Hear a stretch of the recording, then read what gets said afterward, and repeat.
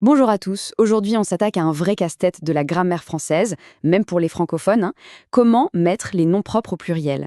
Ça peut sembler un peu délicat, mais on va voir ensemble que finalement c'est assez logique. Alors voilà, la question est lancée.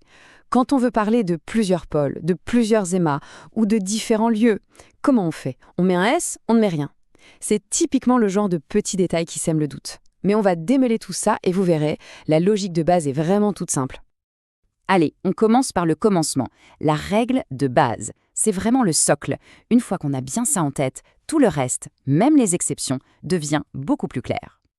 Et bien voilà, la règle principale, tenez-vous bien, c'est l'invariabilité. Qu'est-ce que ça veut dire? Tout simplement que la plupart du temps, on ne fait rien du tout. Le nom propre ne bouge pas, qu'il y en ait un ou plusieurs. Plutôt une bonne nouvelle, non? Prenons un exemple concret. Qu'on ait une seule Emma ou trois Emma dans la même pièce, le nom Emma ne prendra jamais de S. Jamais. Et c'est exactement pareil pour les noms de lieux. L'Écosse, New York, ça reste comme ça. C'est invariable. Bon, évidemment, il y a des exceptions. Sinon, ce ne serait pas vraiment du français, on est bien d'accord. Et la première grande catégorie qui fait exception à la règle, elle concerne les noms de peuples. Là, attention, on change de logique. Contrairement à un prénom, un nom qui désigne une nationalité, lui, il va s'accorder. En fait, il se comporte un peu comme un nom commun. On va donc dire un Allemand et des Allemands en ajoutant simplement un S.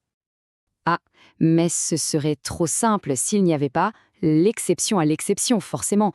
Qu'est-ce qu'on fait avec les nationalités qui ont des terminaisons un peu particulières? La réponse, en fait, est très simple. Pour ces noms-là, on revient à la toute première règle. Retour à la case départ, l'invariabilité. Ils ne bougent pas d'un iota au pluriel. Regardons ça concrètement. On dit un Portugais et des Portugais. Un Chinois, des Chinois. Un Suisse, des Suisses. Le mot lui-même est identique. C'est juste le petit mot avant, comme des ou les, qui nous signale qu'on est au pluriel. Bon, maintenant qu'on a vu ça, on va monter d'un cran. On va explorer des cas un peu plus subtils, ceux qui concernent les noms de famille et l'utilisation au sens figuré. Et c'est là que ça devient vraiment savoureux. Alors oui, il y a des moments où le nom propre va finalement prendre ce fameux S. Mais attention, c'est uniquement dans des situations bien précises. Soit quand on parle de toute une lignée ou une dynastie par exemple, soit quand on emploie le nom de façon imagée. La différence est très claire, regardez.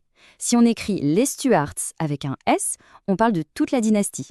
Par contre, si on dit qu'il y a les deux Brian dans une pièce, eh bien là, le nom Brian reste invariable.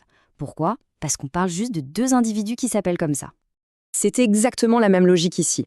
Quand on parle des Napoléons de l'histoire avec un S, on ne parle pas seulement de Bonaparte. On parle d'un type de personnage, de tous les grands conquérants.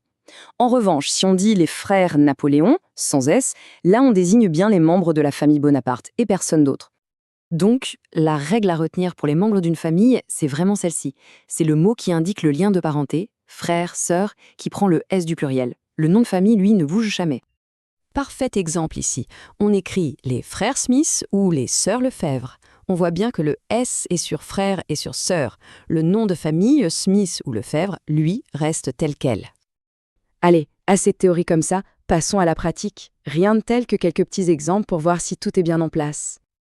Alors, c'est parti. Comment est-ce qu'on traduirait cette phrase en anglais? Les frères Lee sont chinois. Prenez une petite seconde pour y réfléchir. Rappelez-vous, il y a deux règles à appliquer ici, celle sur les familles et celle sur les nationalités. La traduction correcte est « The Lee brothers are Chinese ». Et ça illustre parfaitement ce qu'on vient de dire en français. Frère est au pluriel, mais pas Lee, c'est la règle de parenté. Et chinois fait partie de nos nationalités invariables au pluriel. Allez, on en fait un deuxième avec les célèbres sœurs Brontë. C'est exactement le même principe. Alors, les sœurs Brontë sont écrivains. Eh bien oui, la réponse est « The Brontë sisters are writers ». Encore une fois, on voit bien que « sisters » prend le pluriel, mais pas le nom de famille Brontë. Une fois qu'on a la règle en tête, ça devient un automatisme. Bon, pour récapituler tout ça, on peut se faire une petite checklist mentale en 3 étapes. C'est tout simple. D'abord, on se demande, est-ce que c'est un nom, simple ou un lieu? Si oui, c'est un variable. Deuxième question, est-ce une nationalité? Là, on ajoute un S, sauf pour nos fameuses terminaisons spéciales. Et enfin, troisième étape, est-ce qu'on parle d'une famille?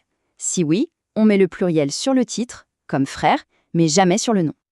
Et voilà, Normalement, avec ça, les bases du pluriel des noms propres n'ont plus de secret. Mais la grammaire française adore les subtilités, bien sûr, ce qui nous amène à d'autres questions. Et pour les noms de marque, ou les titres d'œuvres d'art, comment ça marche? C'est une autre histoire, une exploration à